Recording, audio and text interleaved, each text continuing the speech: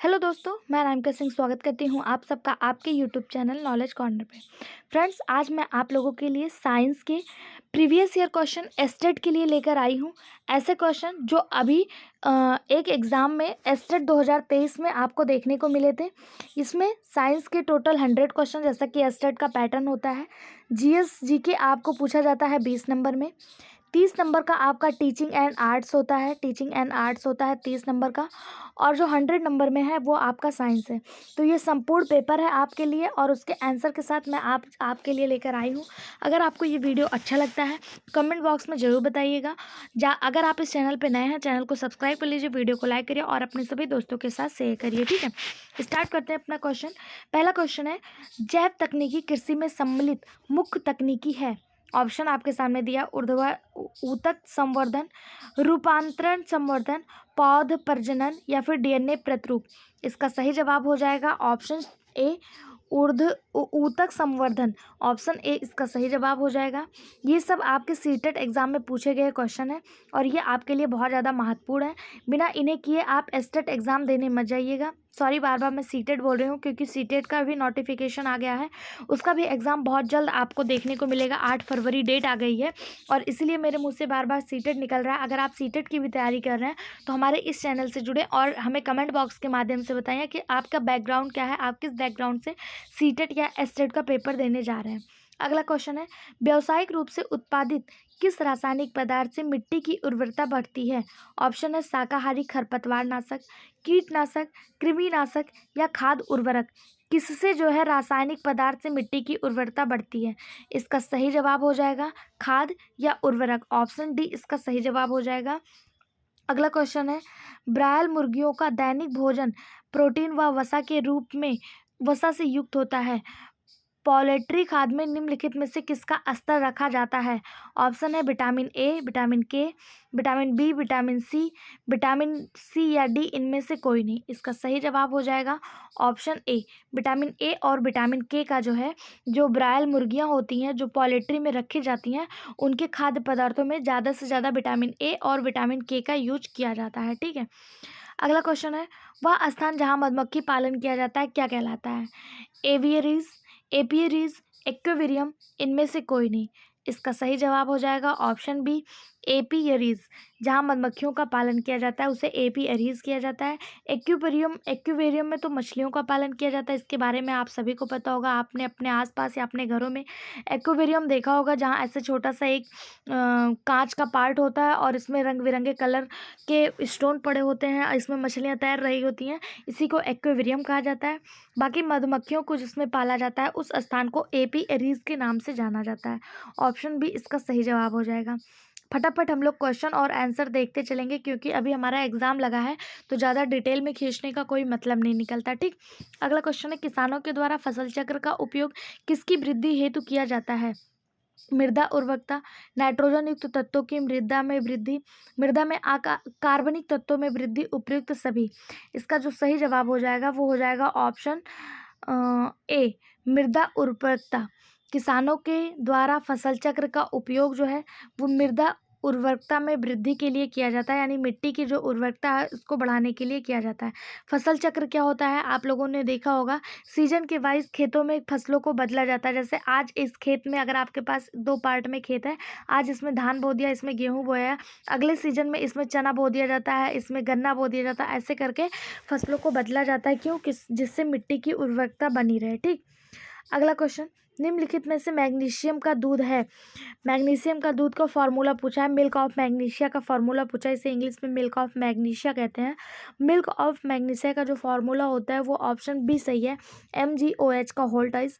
ये milk of magnesia का formula होता है, MgOH का होल टॉइस। ठीक है, अगला क्वेश्चन है, फोटोग्राफी में निम्नलिखित में से किस अम्ल का यूज किया जाता है। इसको इंपॉर्टेंट मार्क करिएगा। ये क्वेश्चन अभी तक बहुत सारे एग्जाम में देखने को मिले हैं। ये क्वेश्चन आपको टीआरई एग्जाम में भी देखने को मिला है कि फोटोग्राफी में किस अम्ल का उपयोग किया जाता है। इसका सही जवाब हो जाएगा ऑप्शन बी, ऑक्सैलिक अम्ल का। फोटोग्राफी में ऑक्सैलिक अम्ल का यूज किया जाता है। बात करें सिट्रिक अम्ल की तो ये सारे खट्टे फलों में देखने को मिलता है। फॉर्मिक अम्ल आपको चींटी के डंक में देखने को मिल जाएगा। एसिटिक अम्ल जो है ये सेब वगैरह में देखने को मिलता मिलता है, ठीक है। बाकी फोटोग्राफी में जो यूज किया जाता है वो ऑक्सैलिक अम्ल होता है। ऑक्सैलिक अम्ल आपको टमाटर, पालक इनमें प्राप्त होता है, ठीक। अगला क्वेश्चन, अंगूर में सबसे प्रचुर मात्रा में पाया जाता है मैलिक अम्ल, टार्टलिक अम्ल, ऑक्सैलिक अम्ल या गंध का अम्ल। अंगूर एक खट्टा पदार्थ है।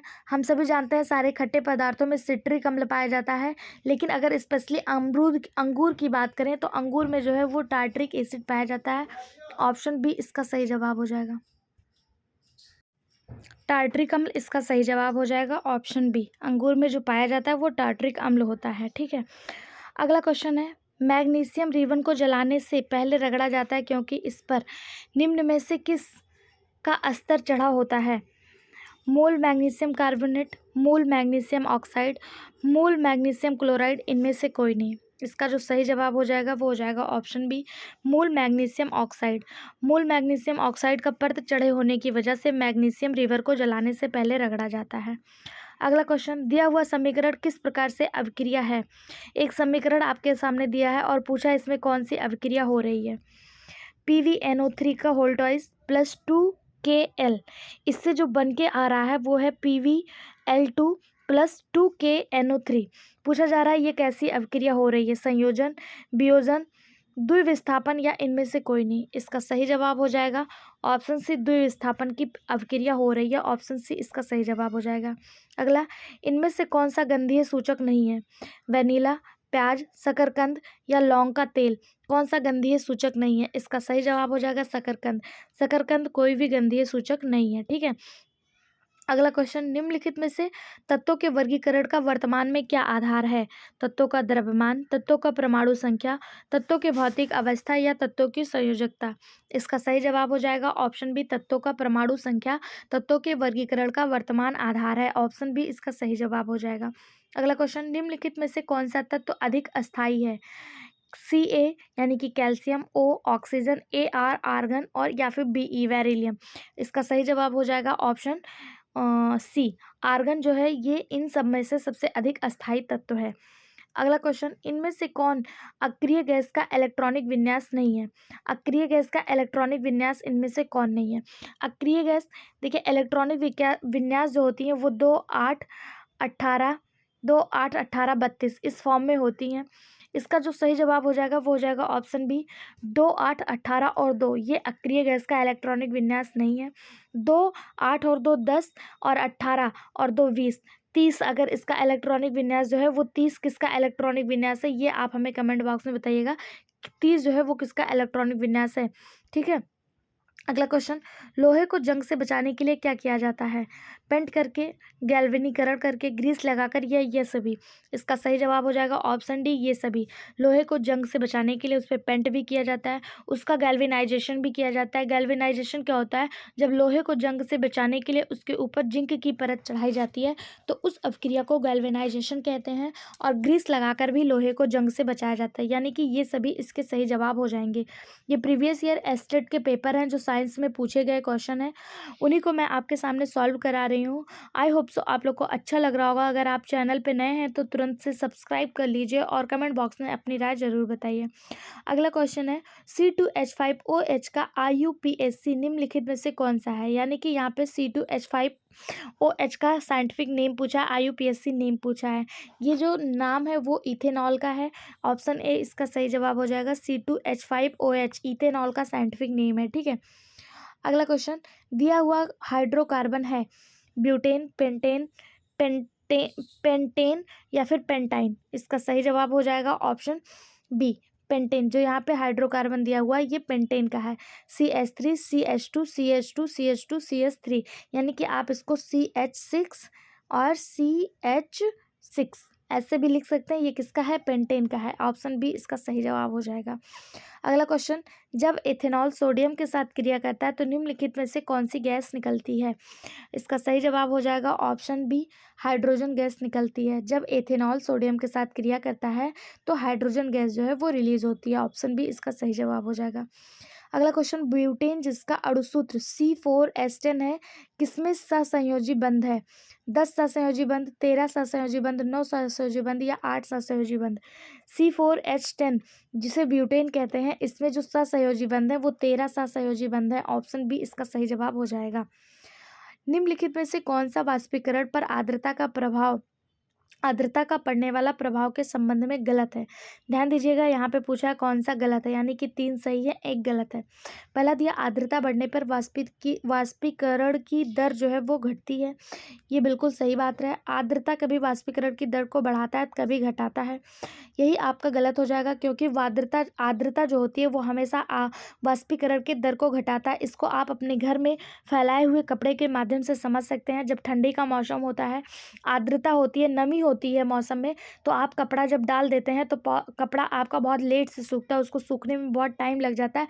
इससे हमें पता चलता है कि ये वाष्पीकरण की दर को जो है वो घटाता है, क्योंकि सूर्य के प्रकाश में नमी होती है और सूर्य के जो प्रकाश होते हैं वो कपड़े के वाष्प को अच्छे से वाष्पीकृत नहीं कर पाते हैं, इसलिए उनको सूखने में टाइम लगता है। ठीक है, तो ये हमारा गलत हो जाएगा, क्योंकि यहाँ दिया वाष्पीकरण की दर को कभी बढ़ाता है, कभी घटाता है। वाष्पीकरण दर को ये कभी नहीं बढ़ाता, ऑलवेज ये घटाता है। ठीक है, आर्द्रता का प्रभाव वाष्पीकरण पर नहीं पड़ता है। आर्द्रता का प्रभाव वाष्पीकरण पर नहीं पड़ता है। आर्द्रता घटने से वाष्पीकरण की दर घटती है। ठीक है, इसका जो इसमें पूछा है कौन सा गलत है, इसमें गलत हो जाएगा ये। लेकिन मुझे जो लग रहा है इसका सही जवाब इसमें पूछना चाहिए था कि कौन सा सही है। आर्द्रता बढ़ने पर वाष्पीकरण की दर घटती है, ये बिल्कुल सही बात है। आर्द्रता कभी वाष्पीकरण दर को बढ़ाता है, कभी घटाता है, ये गलत है, क्योंकि आर्द्रता हमेशा वाष्पीकरण दर को घटाता है। ठीक है, आर्द्रता पर वाष्पीकरण पर नहीं पड़ता। आर्द्रता का प्रभाव वाष्पीकरण पर नहीं पड़ता, पड़ता है, बिल्कुल पड़ता है, ये भी गलत है। आर्द्रता घटने से वाष्पीकरण की दर घटती है। अगर आर्द्रता घट गई तो वाष्पीकरण की दर बढ़ेगी, ये भी गलत है। इसमें जो सही जवाब दिया है वो ऑप्शन ए ही दिया है, और पूछा इनमें से कौन सा गलत है, तो मुझे जो लग रहा है कि ये तीनों ही गलत है। बाकी एक बार आप देख लीजिएगा, आयोग ने इसका जवाब ऑप्शन बी माना है। ठीक है, अगला क्वेश्चन, निम्नलिखित में से कौन सी वस्तु उष्मा का अच्छा चालक है? प्लास्टिक, थर्मोकोल, लकड़ी का बुरादा या शीशा? पूछा है कौन सा उष्मा का अच्छा चालक है। इसका जो सही जवाब हो जाएगा वो हो जाएगा ऑप्शन बी, थर्माकोल। थर्माकोल जो है ये उष्मा का अच्छा चालक है। ठीक, अगला क्वेश्चन, उसमें ऊर्जा होता है 1 बिलियन के जल के 1 केल्विन ताप के बराबर, 100 डिग्री सेल्सियस के बराबर, पिंड के द्वारा अवशोषित वाष्पीकरण की गुप्त उष्मा के बराबर, इनमें से कोई नहीं। इसका सही जवाब हो जाएगा ऑप्शन बी, उष्मीय ऊर्जा जो होता है वो 100 डिग्री सेल्सियस के बराबर होता है। ऑप्शन बी इसका सही जवाब हो जाएगा। अगला क्वेश्चन, गैस को द्रव में परिणित किया जाता है दाब बढ़ाकर, ताप घटाकर, दोनों द्वारा, इनमें से कोई नहीं। इसका सही जवाब हो जाएगा इनमें से कोई नहीं। गैस को द्रव में बदलने के लिए क्या किया जाता है? ना ताप को बढ़ाया जाता है, दाब को बढ़ाकर यानी कि प्रेशर को इंक्रीज करके उसे द्रव में घटाया जा सकता है। बिल्कुल सही बात है। ताप घटाकर अगर आप टेम्परेचर को कम करेंगे तो गैस ये भी बिल्कुल सही बात है। इसका जो सही जवाब हो जाएगा वो हो जाएगा ऑप्शन सी, दोनों द्वारा। द्रव को गैस में परिणित किया जाता है दोनों के द्वारा। यहाँ पर ये गलत लिखा उठा है। ठीक है, अगला क्वेश्चन, 0 डिग्री तापमान के बराबर होता है। 0 डिग्री कितने डिग्री से मतलब कितने तापमान के बराबर होता है? इसका जो सही जवाब हो जाएगा वो हो जाएगा ऑप्शन सी, 273 केल्विन के बराबर होता है 0 डिग्री। 0 डिग्री सेल्सियस जो होता है ये 273 केल्विन के बराबर होता है। ठीक है, कितना? 273 केल्विन के बराबर होता है। अगला क्वेश्चन, प्रति सेकंड पृथ्वी की सतह से प्रति वर्ग मीटर ग्रहण किए और सूर्य का मान डैश होता है। इसका सही जवाब ऑप्शन बी, 1.36 किलोग्राम जूल पर सेकंड। प्रति सेकंड पृथ्वी की सतह से प्रति वर्ग मीटर ग्रहण किए सौर ऊर्जा का मान जो होता है वो होता है 1.36 किलोग्राम जूल पर सेकंड, ये होता है। ठीक है, 1.36 किलोग्राम जूल पर सेकंड होता है। ऑप्शन बी इसका सही जवाब हो जाएगा। अगला क्वेश्चन, गैसों को द्रवित किया जा सकता है उच्च ताप, निम्न ताप, उच्च दाब, निम्न ताप, निम्न दाब, उच्च ताप, निम्न दाब, निम्न ताप, इनमें से कोई नहीं। इसका सही जवाब है गैसों को द्रवित किया जा सकता है निम्न दाब और निम्न ताप पर। इसका सही जवाब हो जाएगा ऑप्शन सी, निम्न दाब और निम्न ताप पर गैसों को द्रवित किया जा सकता है। और यहाँ पे क्या दिया था, इस क्वेश्चन को एक बार फिर से देख लेते हैं। गैसों को द्रव में प्रवृत्त किया जाता है ताप बढ़ाकर, दाब बढ़ाकर, ताप घटाकर। देख लीजिएगा, गैसों को द्रवित किया जा सकता है निम्न दाब और निम्न ताप पर। ठीक, अगला क्वेश्चन, निम्न ताप यानी ताप को घटाएंगे तभी तो वहां पे ऑप्शन सही दिया हुआ था। अगला क्वेश्चन है, गैस पदार्थों में कणों के बीच की गति होती है। तो गैस पदार्थों में जो कणों के बीच की गति होती है उन्हें वृत्तीय गति कहते हैं। ऑप्शन सी इसका सही जवाब हो जाएगा। अगला क्वेश्चन, दूध से मक्खन को अलग किया जाता है। ये बहुत ज़्यादा एग्जाम में पूछा गया क्वेश्चन है, ये बहुत सारे एग्जाम में देखा गया है इस क्वेश्चन को। ठीक है, दूध से मक्खन को अलग करना, वॉशिंग मशीन में यूज होने वाला बल, इनको क्या कहते हैं, इस विधि को क्या कहते हैं। तो इसका सही जवाब हो जाएगा उपकेंद्रण विधि, या इसी को सेंट्रीफ्यूगल फोर्स के नाम से जानते हैं, सेंट्रीफ्यूगल फोर्स कहते हैं। ठीक है, अगला क्वेश्चन, ट्रिटियम निम्नलिखित में से किसका समस्थानिक है। ट्रिटियम हाइड्रोजन का समस्थानिक है। ऑप्शन बी इसका सही जवाब हो जाएगा। हाइड्रोजन के समस्थानिक ट्रिटियम, ड्यूटेरियम है। ठीक है, हाइड्रोजन के तीन समस्थानिक हैं, H2O, D2O और एक है ट्रिटियम। ठीक है, D2O को आप भारी जल के नाम से जानते हैं और जो ट्रिटियम है ये भी हाइड्रोजन का समस्थानिक है। अगला क्वेश्चन, किस विधि द्वारा समुद्री जल से नमक प्राप्त होता है। वाष्पीकरण, थिराना, छानना या फिर चुनना। इसका सही जवाब हो जाएगा ऑप्शन डी, चुनना। सॉरी, इसका जो सही जवाब हो जाएगा वो हो जाएगा ऑप्शन ए, वाष्पीकरण। ये गलत दिया हुआ है, वाष्पीकरण से समुद्री जल से नमक प्राप्त होता है। देखिए फ्रेंड्स, ये जो सामने आपके सामने PDF खुला है, ये आयोग की वेबसाइट से डाउनलोड किया गया है और उसमें आयोग ने इसका जो जवाब है वो चुनना माना है, लेकिन मुझे जो इसका जवाब लग रहा है वो ऑप्शन ए लग रहा है। बाकी आप लोग देख लीजिएगा इसका सही जवाब क्या होगा। ठीक है, अगला क्वेश्चन है, 1123x के परमाणुओं में न्यूट्रॉनों की संख्या है 23, 11, 34 या 12। इसका जो सही जवाब हो जाएगा वो हो जाएगा ऑप्शन डी, 12। कोई परमाणु है और उसका न्यूट्रॉन जब आपको निकालना होता है तो उसमें से आप क्या करेंगे, 23 - 11 कर देंगे तो आपको जो है न्यूट्रॉनों की संख्या निकल के आ जाएगी। और 23 - 11 करने पर क्या आएगा, एक मिनट, 23 - 11, 23 - 11, 3 में से 1 गया 2, 2 में से 1 गया 2, 1, यानी कि इसका जो सही जवाब हो जाएगा वो हो जाएगा ऑप्शन डी, 12। ठीक है, अगला क्वेश्चन, निम्नलिखित में से कौन सा एकल संयोजी रेडियल है। देखिए, ये आयोग की वेबसाइट से डाउनलोड किया गया है और जो मुझे गलत लग रहा है वो भी मैं आपको बताते चल रही हूँ। आपको क्या सही मानना है वो आप पे डिपेंड करता है। ठीक, इसका सही जवाब हो जाएगा ऑप्शन सी, नाइट्रेट। निम्नलिखित में से कौन एकल संयोजी रेडियल है, तो नाइट्रेट जो है वो एकल संयोजी रेडियल है। ऑप्शन सी इसका सही जवाब हो जाएगा। अगला क्वेश्चन, अल्फा कण अवशोषित होते हैं, ऋण आवेशित कण, धनावेशित कण, उदासीन कण, द्रव्यमान रहित धनावेशित कण। अल्फा कण जो होते हैं ये ऋण आवेशित कण होते हैं। ऑप्शन बी इसका सही जवाब हो जाएगा। आवेशित होते हैं अल्फा कण, अल्फा, हाँ, ये निगेटिव होते हैं और जो बीटा होते हैं ये पॉजिटिव होते हैं। ठीक है, अगला क्वेश्चन, अरस्तु ने पादपों को जड़ी बूटियों, झाड़ियों और वृक्षों के आधार पर वर्गीकृत किया।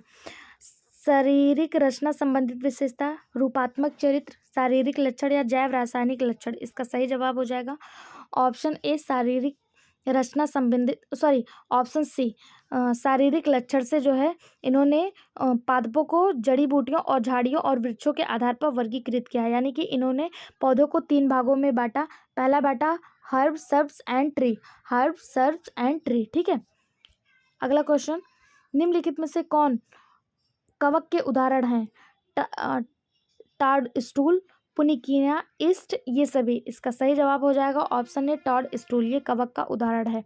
अगला क्वेश्चन, दोहरा निषेचन अद्वितीय है, टेरिडोफाइटा, ब्रायोफाइटा, जिम्नोस्पर्म या एंजियोस्पर्म में। इसका सही जवाब ऑप्शन डी, एंजियोस्पर्म में दोहरा निषेचन होता है, डबल फर्टिलाइजेशन होता है। अगला क्वेश्चन, जल संवहन प्रणाली में केंद्रित होता है, पोरीफेरा, मोलस्का, इकानोडर्मेटा या सीलेंट्रेटा। यहाँ पे सीलेंट्रेटा होना चाहिए था, कोएंट्रेटा दे दिया है, यहाँ पे होना चाहिए था सीलेंट्रेटा, सीलेंट्रेटा। इसी का जो है ये जल संवहन प्रणाली, इसका बहुत ज़्यादा जल संवहन प्रणाली में केंद्रित है, water vascular system, water vascular system, Coelenterata, hydra वगैरह होते हैं इसमें। ये ऊतक लेवल का ऑर्गेनाइजेशन है। मुझे जो इसका सही जवाब लग रहा है वो इकानोडर्मेटा लग रहा है, बाकी इसका सही जवाब आयोग ने सीलेंट्रेटा माना है। आप देख लीजिएगा इसका सही जवाब क्या होगा। मुझे इसका सही जवाब इकानोडर्मेटा लग रहा है, क्योंकि इकानोडर्मेटा जो है उसका जल संवहन प्रणाली वाटर वेस्कुलर सिस्टम बहुत ज़्यादा फेमस है। ठीक है, क्योंकि इकानोडर्मेटा के जितने भी एनिमल, जैसे आप लोगों ने स्टारफिश वगैरह को देखा होगा, इस तरह से होता है। तो इसमें एक वाटर वेस्कुलर सिस्टम होता है जो इसके संपूर्ण जीवन का निर्वाह करता है। तो मुझे तो इकानोडर्मेटा लग रहा है, बाकी एक बार आप देख लीजिएगा। आयोग ने इसका जवाब सिलेंट्रेटा माना है। अगला क्वेश्चन, प्रोकैरियोटिक कोशिका में डीएनए होता है परमाणु झिल्ली से घिरा हुआ, एक साथ कमी, आनुवांशिक सामग्री नहीं, परमाणु झिल्ली से घिरा नहीं। प्रोकैरियोटिक कोशिका में जो डीएनए होता है वो परमाणु झिल्ली से घिरा नहीं होता है। ऑप्शन डी इसका सही जवाब हो जाएगा कि जो प्रोकैरियोटिक कोशिका में डीएनए होता है, डीएनए जो होता है ये प्रोकैरियोटिक और यूकैरियोटिक दोनों में ही पाया जाता है, लेकिन जो प्रोकैरियोटिक में पाया जाता है उसमें मेम्ब्रेन नहीं पाया जाता है। ठीक है, ऑप्शन डी इसका सही जवाब हो जाएगा। अगला क्वेश्चन, निम्नलिखित में से कौन एकल झिल्ली से घिरा हुआ है? लाइसोसोम, माइटोकॉन्ड्रिया, न्यूक्लियस या क्लोरोप्लास्ट? इसका सही जवाब हो जाएगा ऑप्शन सी न्यूक्लियस। न्यूक्लियस जो है ये एकल झिल्ली से घिरा हुआ है। बाकी लाइसोसोम, माइटोकॉन्ड्रिया और क्लोरोप्लास्ट तीनों ही डबल मेम्ब्रेन बाउंड है, यानी कि दोहरा झिल्ली इनके ऊपर पाया जाता है। माइटोकॉन्ड्रिया का ही अंदर पहली जो आवरण होती है एक्सटर्नल वाली, ये तो ऐसे ही होती है, और दूसरी जो होती है यही अंदर की तरफ धंस जाती है, और ये जो होता है क्रिस्टी का निर्माण करता है। ठीक है, और माइटोकॉन्ड्रिया, लाइसोसोम और क्लोरोप्लास्ट दोनों में डबल मेम्ब्रेन बाउंड पाया जाता है। अगला क्वेश्चन, माइटोकॉन्ड्रिया किसका स्थल है?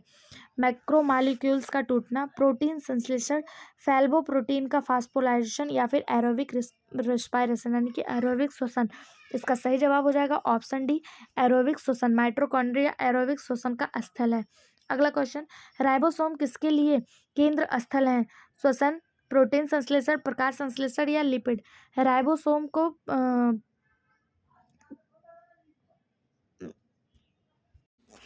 आयोग ने इतना ब्लंडर किया हुआ है फ्रेंड्स इस पेपर में कि राइबोसोम सीधे से पता चल रहा है कि प्रोटीन संश्लेषण के लिए राइबोसोम जिम्मेदार होता है, लेकिन इसने श्वसन मांगा। मुझे तो हैरानी इस बात की हो रही है कि ये पेपर आयोग ने जो आंसर की है वो जारी किया है और किसी बच्चे ने इस पर ऑब्जेक्शन नहीं किया। चलो एक दो क्वेश्चन इधर उधर हो गया, ठीक है, लेकिन इसमें बहुत सारे क्वेश्चन ऐसे हैं जो आयोग ने खुद गलत मार्क किया हुआ है। मैं तो इसका जवाब प्रोटीन संश्लेषण मानती हूँ, आयोग ने श्वसन माना है। आप क्या कहते हैं ये एक बार आप सर्च कर लीजिएगा कि आयोग ने क्या माना है, तब कमेंट बॉक्स में कोई कमेंट करने से पहले एक बार खुद से कंफर्म कर लीजिएगा, ठीक है। अगला क्वेश्चन है, एरनकाइमा किसके द्वारा पौधों के लिए सहायक होता है? हाइड्रोफाइटिक्स में उछाल प्रदान करता है, प्रकाश संश्लेषण को बढ़ावा देता है, पौधे को यांत्रिक शक्ति देता है या पौधे को लचीलापन देता है? इसका सही जवाब हो जाएगा ऑप्शन बी, प्रकाश संश्लेषण को बढ़ावा देता है एरनकाइमा, ठीक है। अगला क्वेश्चन, निम्नलिखित में से कौन अफ्रीकन स्लीपिंग सिकनेस का रोग कारक जीव है? अमीबा, प्लाज्मोडियम, ट्रिप्नोसोमा या फिर पैरामीशियम? इसका सही जवाब हो जाएगा ट्रिप्नोसोमा। अफ्रीकन स्लीपिंग सिकनेस के लिए जो जिम्मेदार है वो ट्रिप्नोसोमा है। ट्रिप्नोसोमा एक प्रकार का प्रोटोजोअल जीव है और ये जो है अफ्रीकन स्लीपिंग सिकनेस के लिए जिम्मेदार है, ठीक है। फ्रेंड्स, अगर आपको बिलीव नहीं हो रहा है मेरी बातों को तो आप अड्डा24 से भी इस पेपर को डाउनलोड कर सकते हैं, और आप चाहें तो PW की वेबसाइट से भी इस पेपर को डाउनलोड कर सकते हैं। सबने जो है आंसर यही मार्क किया हुआ है, ठीक है, जो आयोग ने मार्क किया हुआ है। बाकी आप देख लीजिए आपको क्या मानना है। अगला क्वेश्चन है, वेरिसेला वायरस से होता है चिकन पॉक्स, डेंगू, मलेरिया या रेबीज? इसका सही जवाब हो जाएगा option C, malaria. Varicella virus से जो होता है वो मलेरिया होता है, ऑप्शन सी इसका सही जवाब। देखिए फिर एक बार गलत मार्क, क्योंकि वेरिसेला वायरस से चिकन पॉक्स होता है ना कि मलेरिया। मलेरिया जो होता है ये प्लाज्मोडियम परजीवी के कारण होता है, ना कि वेरिसेला वायरस के कारण। वायरस के द्वारा होने वाला रोग मलेरियल रोग है ही नहीं, ये प्रोटोजोवन रोग है, एक प्लाज्मोडियम प्रोटोजोआ है जिसके कारण मलेरिया रोग होता है। इसका सही जवाब ऑप्शन ए है चिकन पॉक्स, लेकिन आयोग ने मलेरिया माना है, क्या कर सकते हैं। अगला क्वेश्चन है, कार्बन डाइऑक्साइड और ऑक्सीजन मेसोफिल कोशिका में कैसे अंदर और बाहर आते जाते हैं? सक्रिय परिवहन, विस्तरण, श्वसन या वाष्पोत्सर्जन? इसका सही जवाब हो जाएगा ऑप्शन डी, वाष्पोत्सर्जन। अगला क्वेश्चन, सजीव में पाए जाने वाले जैव प्रक्रम हैं श्वसन, पोषण, जनन, ये सभी? इसका सही जवाब हो जाएगा ऑप्शन बी, पोषण। ये जैव प्रक्रम के अंतर्गत आता है, बाकी श्वसन, जनन ये नहीं। अगला क्वेश्चन, पत्तियों में फ्लोएम कहा जाता है? नीचे और ऊपरी एपिडर्मिल के बीच, संवहनी बंडल के पृष्ठीय तरफ, पत्तियों के निचले एपिडर्मिस की तरफ, जाइलम के चारों तरफ। इसका सही जवाब हो जाएगा ऑप्शन सी, पत्तियों के निचले एपिडर्मिस की तरफ। ऑप्शन सी इसका सही जवाब हो जाएगा। इसमें इतने क्वेश्चन गलत दिए हुए हैं ना, मुझे इसको पढ़ाने का मन नहीं कर रहा है, कि मेरा मन नहीं कर रहा है कि मैं इस पेपर को सॉल्व कराऊं, क्योंकि सीधे सीधे ऐसे क्वेश्चन गलत दिख रहा है जिसका जवाब अगर आप 6th 7th के बच्चे से पूछने जाएंगे वो भी बता देगा कि protein factory of the cell ribosome को माना जाता है। और जो है नमक को वाष्पीकरण विधि द्वारा बनाया जाता है। ऐसे क्वेश्चन को भी इसने गलत दे दिया है कि मलेरिया रोग प्लाज्मोडियम के द्वारा होता है, वो भी गलत दे दिया है। मुझे मन नहीं कर रहा है कि मैं इस पेपर को सॉल्व कराऊं फ्रेंड्स, तो 50 क्वेश्चन करा के मैं इसको यहीं पे बंद करती हूँ। बाकी आप अगर आप कहेंगे, आप चाहेंगे कि मैम जैसे भी है, जो भी आयोग ने माना है आप उसको सॉल्व करा दीजिए, तो आगे के क्वेश्चन मैं आपको नेक्स्ट वीडियो में ज़रूर सॉल्व करा दूंगी, ठीक है। अगला क्वेश्चन है, जैव विद्युत कचरे का किस प्रक्रिया द्वारा खाद में परिवर्तित किया जाता है? खाद बनाकर, रिसाइक्लिंग द्वारा, पुनः प्रयोग करके या बर्बाद करके? इसका सही जवाब हो जाएगा खाद बनाकर। जैव विधि द्वारा कचरे का जो प्रयोग है वो खाद बनाकर प्रयोग किया जाता है। ऑप्शन ए इसका सही जवाब हो जाएगा। अगला क्वेश्चन, नोट, ओजोन परत में ह्रास निम्नलिखित में से किसके कारण होता है? Carbon dioxide, nitrous oxide, methane या क्लोरोफ्लोरोकार्बन? अब देखिए यहाँ पे भी ओजोन परत में ह्रास किसके कारण होता है? यहाँ पे आप देख लीजिए, डायरेक्ट गूगल से मैंने निकाला है कि इसका सही जवाब CFC हो जाएगा, लेकिन इस पेपर में आयोग ने जो